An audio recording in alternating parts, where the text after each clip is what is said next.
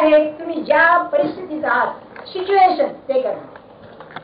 बाप आहात ते करणं, आई आहात ते करणं, तुम्ही मैत्रीण आहात ते करणं. मैत्रीण आहात ते कर्म का? त्यात केस चालली आहे ना, ते आम्ही त्याची लफडच आहे सगळं ते, नाही का? म्हणजे जसा संबंध तसं करणं आलं. तुम्ही टाळू म्हणलं तर कुठपर्यंत टाळता येणार नाही. देहबुद्धी आहे तोपर्यंत टाळता येणार नाही. तुमच्या मनात जोपर्यंत, समजा तुमचा मुलगा आजारी पडला, काय नाही आपण काय पाहणार नाही, बरं व्हावं असं मनात येत आहे ना, तोपर्यंत पाहावं लागेल. हे असं नाही कर्माचं मूळ जाईल असं येत आहे, हाच आहे, करावंच लागेल, नाही तर आळशी म्हणाल, बरोबर नाही. मग कर्म म्हणजे विहित कर्म, म्हणजे ज्या परिस्थितीत ज्या मग तुमचं वय, तुम्ही स्त्री आहात का पुरुष आहात, तुमचे संबंध कसे आहेत त्याप्रमाणे. आता नाही का हो, ते सासू वास नाही राहिला, सून वास झालाय म्हणतात, याचा अर्थ काय? परिस्थिती तीच, संबंध तेच, उलट पलट झालंय, पण करावं लागणार. होय ना. एक मला उदाहरण आठवतंय, रीडर्स डायजेस्ट मध्ये एकुलता एक मुलगा, आणि तो ते हे पिऊ लागला, गर्द पिऊ लागला, आणि एक दिवशी बेफाम होऊन आला घरी, आणि आईला म्हणाला तुला मारतो मी, मला पैसे दे. तेव्हा ते असह्य झाल्यामुळे बापाने त्याला बंदुकीने गोळी घातली आणि कोर्टात सुटला. त्यांनी सांगितलं घ्या असह्य झाला, काय करायचं? कर्माचं काय कर्म आलं नशिबाला, विचार करा आपण. तुमचा मुलगा आहे 25-30 वर्षात झाला, तुमच्या समोर गेला, तुमच्या हातात त्याची राख करावी लागते, काय कर्म वाटले झाले नाही का? आणि जगाने चाललंच आहे की बघा, आणि कालच्या पेपर मध्ये नाही का, तो पटवर्धन मेला नवरा बायकोन पोरगं, आणि त्याची मुलगी एक पुण्याला आहे, लहान मुलगी आहे की नाही, कसं कर्म आलं बघा. म्हणजे कर्माचं असं आहे, तुम्ही निर्माण करीत नाही, मुद्दा माझा तिथे आहे, तुम्ही निर्माण करीत नाही. गमतीनं म्हणतो, फार कायदे झाले म्हणजे लबाड्या येतात ना, हे सरकारच जबाबदार आहे ते कर्म करायला. लोक पैसे का खातात? तर सरकार हे असं वागतं म्हणून, नाही का? कसं वागतं तुम्हाला सगळ्यांना माहितीच आहे. मुद्दा काय खाऊ काय आहे हे की नाही, फार जुनी गोष्ट आहे. पैसा खाणे हे काही नवीन नाही. म्हणजे अन्न मनुष्य खातो, पण पैसा जेव्हा निर्माण झाला त्या देवालाही कल्पना आली की हे खातो मनुष्य, देवाला कल्पनाच येणार नाही, हे माणसाची विषय आहे, नाही का? कुणी सुद्धा असे आमच्या मोगलाई मध्ये आपण बरं हो की नाही, एक तुम्हाला मिसळ पाहिजे म्हणजे फाईल पाहिजे, बरं का? आता ते फाईल गाठा म्हणजे काय समुद्र असतो. अरे भाई आमचं जरा पाय निकाल गेले, हा जरूर देऊ, आलो फार बरं का, तिथे बोलण्याचा हुजूर म्हणायचं, हा त्याला एक 2-4 दिवसांनी गेलं, त्यांनी काढून दिली की सर आमचा याचा अर्थ काहीतरी द्या. पण तुम्ही काय 2 रुपये 4 रुपये द्या त्या खुश. आता कसं आहे, आधी ठेवा, काढले तर काढी, आणि नाही काढले तर आणखी द्या, उलट मामला असू द्या. मुद्दा सांगण्याचं काय, कर्म हे असं आहे. किती सांगू तुम्हाला, अरे सगळं संघर्ष का चालतोय, पगार जास्त येणार, काम कमी करणार. तुम्ही म्हणायचं सरकार म्हणतं पगार कमी देणार, काम जास्त करून देणार. मग जास्त कर्म म्हणजे तुम्ही त्या परिस्थितीत आला, करावंच ना, काय करणार. म्हणून मी इथं कर, याला इंग्लिश मध्ये तर्कशास्त्रात 2 फार उत्तम शब्द आहेत. असं आहे, या जगामध्ये व्यवस्था आहे, मी सांगितलं आपल्याला, याला ऑर्डर म्हणतात. वस्तू बनलेले आहेत, कसं तरी बनलेले नाही, त्याच्यामध्ये एक प्रकारचा नियम आहे, व्यवस्था आहे. उदाहरण घ्या, एक घर बांधत चाललंय आणि विटा पडलेल्या आहेत पुष्कळ, त्या विटा रचून ठेवल्या एकाकडे, ऑर्डर, व्यवस्था आली. त्या विटा भिंतीला लावून जेव्हा रचतात, रचनाच ही रचना निराळी ती रचना, इथे सिस्टम निर्माण होते. विशिष्ट तऱ्हेचा आपसात संबंध होऊन ज्या वेळेला त्या गोष्टी पुढे येतात त्याला सिस्टम. ऑर्डर सिस्टम मध्ये फरक आहे. ते या जगामध्ये नुसती ऑर्डर नाही आहे, सिस्टम आहे. प्रत्येक माणसाला अंककर्म का, त्याचं प्रारब्ध आहे. तुम्हाला असं वाटतं का की आपलं जन्माला येतो काही कर्म त्याच्या पाठीमागे नाही, इथे व्यवस्था आहे, त्याबरोबर इथे सुव्यवस्थित रचना आहे. त्यामुळे माझ्या वाटेला आलेलं जे कर्म आहे ते कर्म नुसती व्यवस्थेने नव्हे तर एका विशिष्ट रचनेने आलेलं आहे. आणि हीच गोष्ट अर्जुनाला भगवंतांनी 11व्या अध्यायात सांगितली. आणि ह्या भीष्म द्रोण हे मेलेच आहे, या व्यवस्थेमध्ये यांचा मृत्यू आलेला आहे. रचना अशी आहे की तुझ्या हातनं ते मरावे.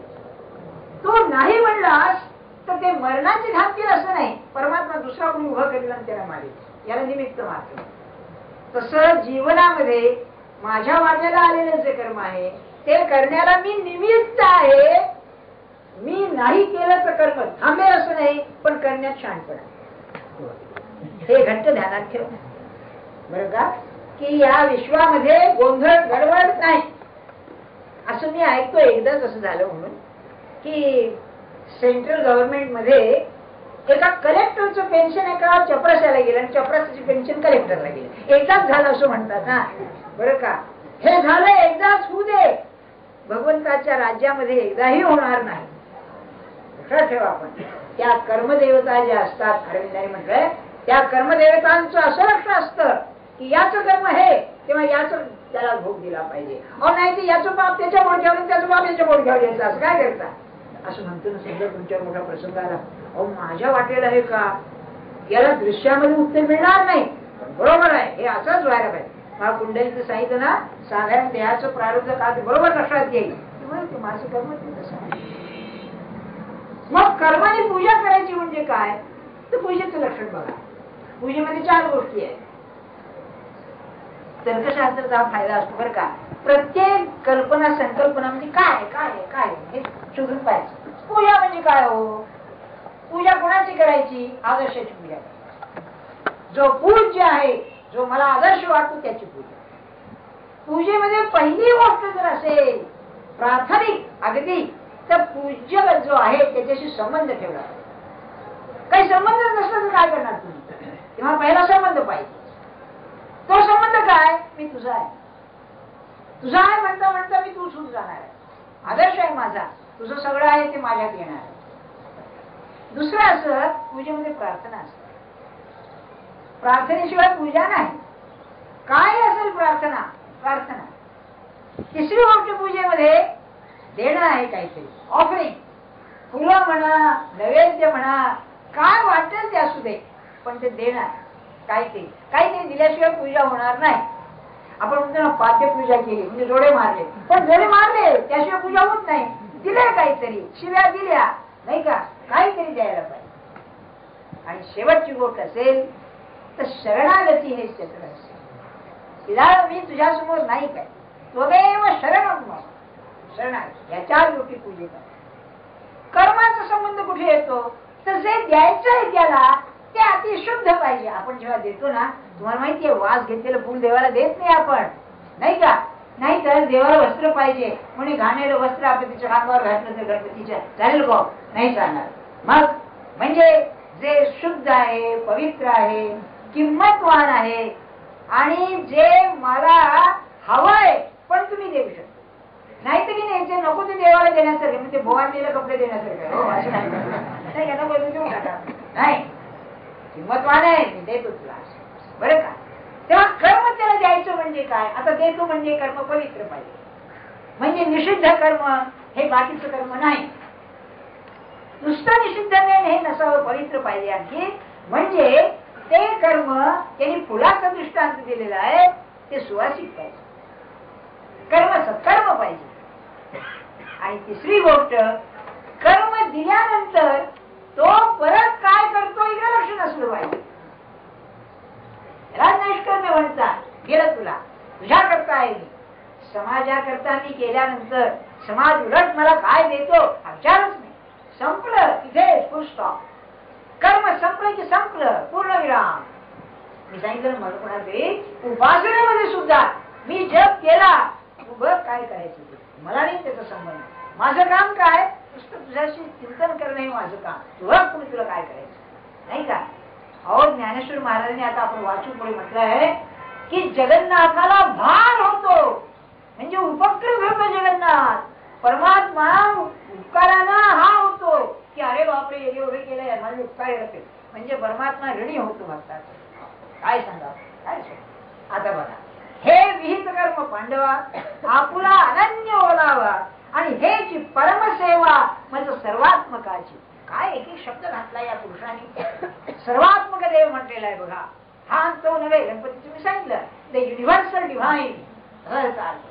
की जो सर्व ठिकाणी आहे, सर्वांचा आत्मा आहे असं फार म्हणा, त्या सर्वात्मकाची जर परमसेवा मोठी पूजा असेल तर म्हणाले की माझं जे कर्म माझ्या वाट्याला आलेलं आहे तर माझ्या जीवाचा जिव्हाळा आहे, मनापासून मी ते करणार. मग कर्म कोणतंही का असे ना, तुम्ही विद्यार्थी असा अभ्यास, तुम्ही शिकवणारे असा शिकवणं होईल, तुम्ही झाडूवाला असा झाडू मान होईल. जे कर्म तुमच्या वाट्याला आलेलं आहे ते तुमच्यावरती अवलंबून नाही. काय बाबा हे करावं लागतंय खरं, अरे तुझ्या वाट्याला नाही ते, तुला करावंच लागणार. शुभ असो अशुभ असो, तुम्ही असं पाहताना की याच्यावर लढाईवर गेल्यानंतर एक उदाहरण सांगतो आपल्याला. माझे एक मित्र होते, त्यांचा भाऊ इकडे ट्रिंकोमालीला एअरपोर्टवर होता. हे लढाईची गोष्ट आहे. आणि असे 8 वाजता सकाळी 7:30 वाजता चहा पिऊन 5-6 जण असे एअरपोर्टवर बोलत उभे होते गप्पा ठोकीत. इतक्यात 4 विमानं आली, जपानी विमानं, पिवळी विमानं, आणि बंबार्डमेंट केलं त्यांनी. एअरपोर्टवर बंबार्डमेंट केलं तर हे गेले टेबलाखाली. याच्यावर कुठे जाणार, आडोशाला असे, पण त्याचे 4 माणसं तथ्याच मेली. तर त्याने तो भाऊ जेव्हा मुंबईला परत आला वेड्यासारखा झाला होता. अहो काय 5 मिनिटांमध्ये आम्ही बोलत होतो काय, आणि त्यांची प्रेत जाळायचा प्रसंग आला काय. काय मला परवापडी गाडीत जाणाऱ्यांनी सांगितलं की म्हणाले मी आपला दिवसाची गोष्ट चाललो होतो आणि शेजारी माझ्या मनुष्य बसला होता, तो निजला आणखी असं निजले म्हणजे भैया डुकल्या कशा खातात नाही का, तुम्ही पाहिलंय ना. अरे बापरे, त्याला आवरणं म्हणजे मुश्किलच आहे. किती त्याला जागा करा, आपला म्हशीसारखा दिसतो नाही का. बरं हा आपला सारखा अंगावर पडायला लागला, बोरिवलीची गाडी सारखा. मग तिने हलवून पाहता आणि मेला होता तो. मग गाडी थांबवली, त्याशिवाय ते बाहेर काढला, पोलिसांची हवाली केली. काय कर मग मला सांग नाही का. आणखी एक गंमत सांग. काय झालं, मी जात असताना खारला एक मनुष्य उठून गेला. तुम्हाला माहिती खिडकीजवळ जागा मिळणं म्हणजे विलक्षणच असतात. तेव्हा मी सरकलो, तुमच्या समोरचा ग्रस्त काय मिळाला, अरे मग बरं बाजू सरको म्हणा बरं का. कारण खाली पिशवी होती, त्या तिथे जो उतरला त्याची तिथे पिशवी होती, त्याच्यात दारूची वाटल्या होती बरं का. ते वांद्र्याची गोष्ट, खारला उतरला पडली. तेव्हा गंमत अशी, तो म्हणाला तुम्ही जो बसला असता पोलिसांनी तुम्हाला धरला असता, दारूची वाट्या सापडल्या. आणि मग जशी की त्यावेळेला तो जो मॅजिस्ट्रेट होता वांद्र्याला, तो माझा विद्यार्थी, आम्ही त्याच्या समोर गेल्यावर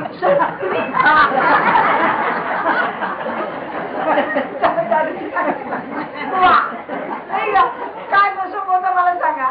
मी घरात बसलो असतो, काय कर्म नशीब यार असतो मला सांगा नाही का. परमात्मा रक्षण करतो असा बरं का. सांगायचा मुद्दा काय आपल्याला, हे अशी कर्माची तऱ्हा आहे. म्हणून म्हणाले विहित कर्म जे आहे माझ्या वाट्याला आले ना, अगदी मुलाबाळांचं करणं, स्वयंपाक पाणी करणं, धुणभांडी करणं, काय घरचं काम माझ्या वाट्याला आलेलं आहे ना, बस भगवंताला नेण्याला हेच साधन आहे. हे सांगितलं इट्स अ व्हेइकल. इंग्लिश मध्ये सांगू का, the visible is the only vehicle today for the invisible. आज मला दुसरं जाताच येत नाही, मला काय करू मी. सूक्ष्माचं चिंतन कर म्हणून सांगून का होतंय का, मला नाही करताय. हेच करणं हेच माझं काम. म्हणून जीवनाचा ओलावा म्हटलंय ज्ञानेश्वर महाराज की तू जगत असेल तर त्या विहित कर्मावर जगतोस. पुढे म्हणाले हे आगवाच भोगेसी पतिव्रता क्रीडे प्रियेसी की तयाची नावे जैसी तपेत या केली. आता 3 दृष्टांत दिले. हे कर्म कसं प्रगत होऊन भगवंतापर्यंत नेतं. आधी आतू सांगतो त्याचा. पहिला पतिव्रतेचा दृष्टांत. पतिव्रता पतीशिवाय दुसरी आन न स्पर्श, तिला दुसरा पुरुष नाही, पण वेगळेपणाने पतीची सेवा करते. वेगळेपण आहे, त्याची इच्छा हिची इच्छा असेल, पण व्यक्ती म्हणून पतिव्रता वेगळी. ही पहिली अवस्था कर्माची बरं का. सर्व भोग भोगते, त्याच्याबरोबर राहते करते, पण वेगळेपण.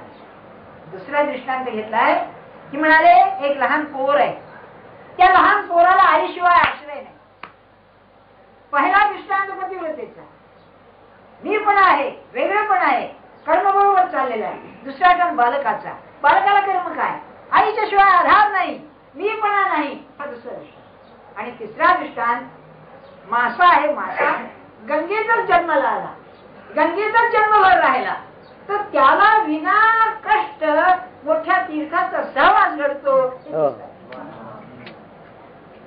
काय सांगू तुम्हाला, असं सुचत असेल त्या पुरुषाला. अहो आपण हे ग्रंथ वाचलेत ना, काय फ्लॅश त्याला म्हणतात. मग कर्माचं कसं होतं, पहिलं कर्म पतिव्रतेसारखं की बस माझं कर्म काय, नवरा रागावो, दारुडा असो, व्यसनी असो, कसा चांगला वाईट तिरसट असो, माझं काम काय आहे त्याची सेवा करायची. तसं माझं कर्म काही का असे ना, माझ्या वाटेला आलंय ना ते मी बरोबर करेन, त्याच्याकरता करेन. हे मर्म आहे त्याच्यामध्ये. मी त्याची आहे ना, मालकी त्याची आहे माझ्यावर, तेव्हा मी त्याच्याकरता करेन. मग त्याचं घर काय नाही. समजा तुम्ही वैद्य असलात आणि वैद्यकीय चाले ना, हरकत नाही, त्याच्याकरता आहे. माझ्या वाटेला आलंय मी त्याच्याकरता आहे. उलट झालं, खूप पैसा मिळाला तरी त्याच्याकरता आहे, असं होईल ना. म्हणजे जे कर्म माझ्या वाट, हो असं कशाला. एखाद्या तुमची मुलीचं लग्न केलं आणि नाही सासरची म्हणजे मनासारखी नाही, आणि सुशिक्षितात पाहतो आपण नाहीत ना, हा मार्ग ज्याला पाहिजे, माझं काम नाही करणार काय असेल. अशी एक केस मला माहिती आहे की जिथे मुलीला भारी त्रास होतो. त्या तिच्या मुलीने सांगितलं की तू तुझा कर्तव्य कर, सासू काही का म्हणे ना, शेवटी तुझाच जय. आणि पुढे असं झालं की ती नाही तुम्ही कशी जगू असं सासू म्हणायला लागली. ती नाही इतकी सेवेने प्रसन्न झाली, ती म्हणायला ते करायचं, ती म्हणायला ते करायचं. बघा, म्हणून पहिला पतिव्रत. तेव्हा कर्म करताना कर्माचे कष्ट होतील, अगदी नावडतं कर्म करावं लागेल. काय करावं, करायला पाहिजे, पण त्या कर्माचं त्याला घातला हे त्याच्याकरता आहे असं म्हटलं तर ते पतिव्रते.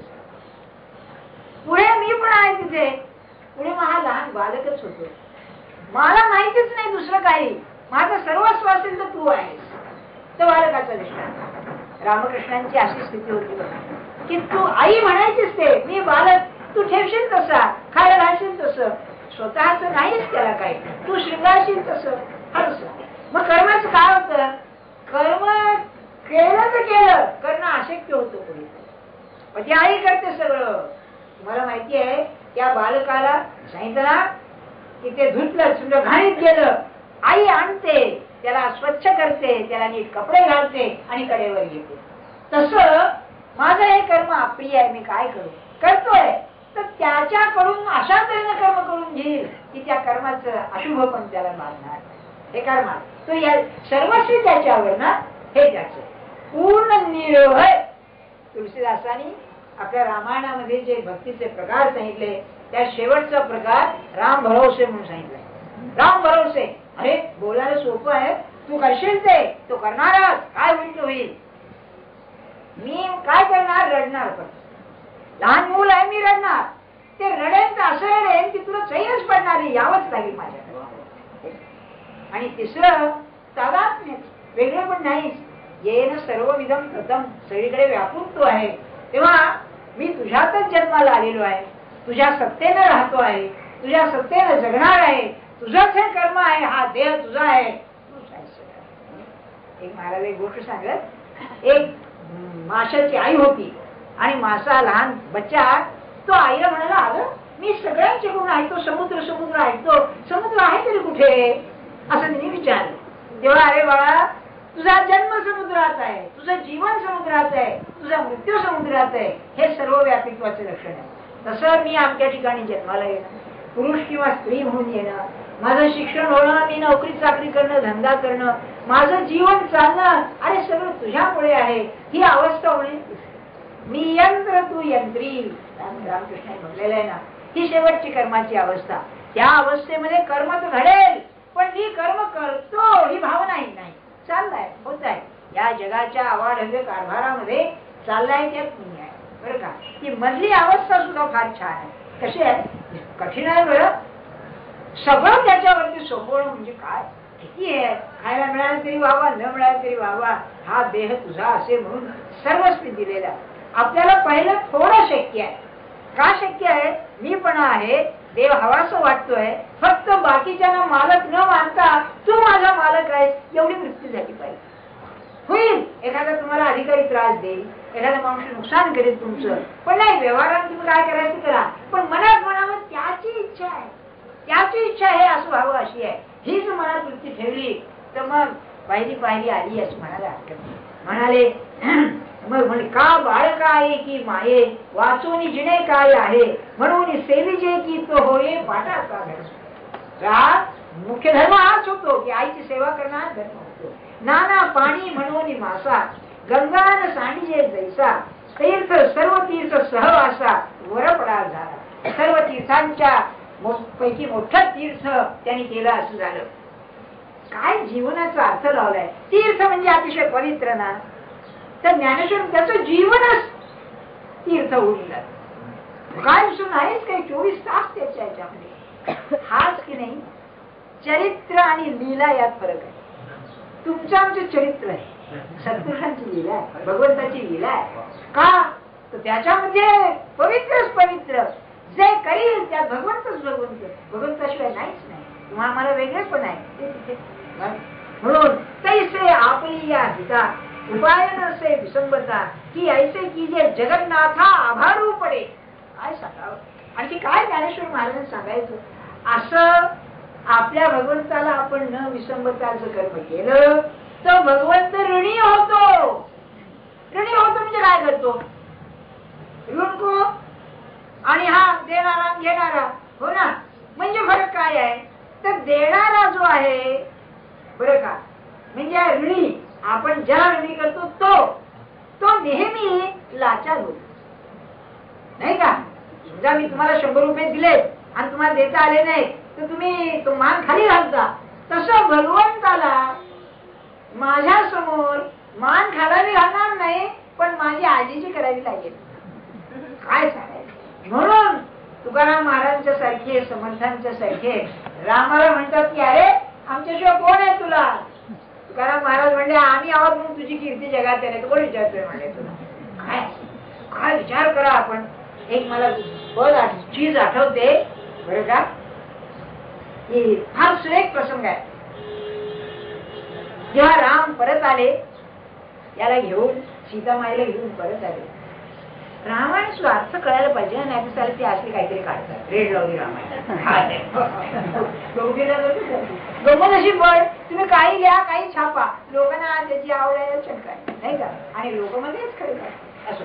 तेव्हा परत आल्यानंतर भरत होतात 14 वर्ष ते हे पादुकांच्या साक्षीने हे करणारा. अहो गंमत अशी रामायणात वर्णन आहे की 14 वर्ष संपायला एक दिवस राहिला तेव्हा भगवंतानी मारुतीराज सांगितले अरे जा त्याला सांग मी येतो आणि तुमचा प्राण ठेवायचा नाही तो.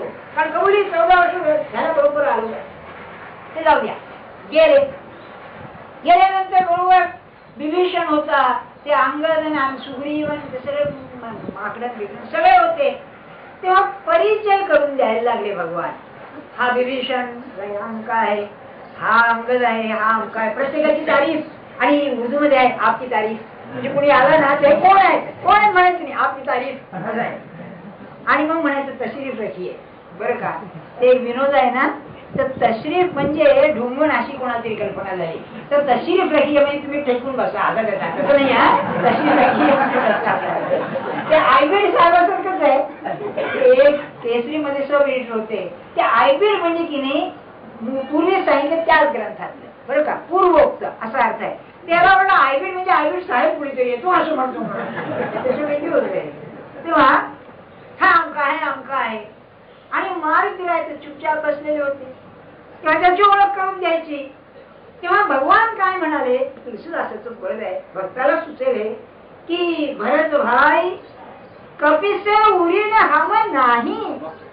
अरे भरता सगळ्यांचं ऋण मी फेडू शकेन या कपीचं ऋण नाही फेडू शकेन.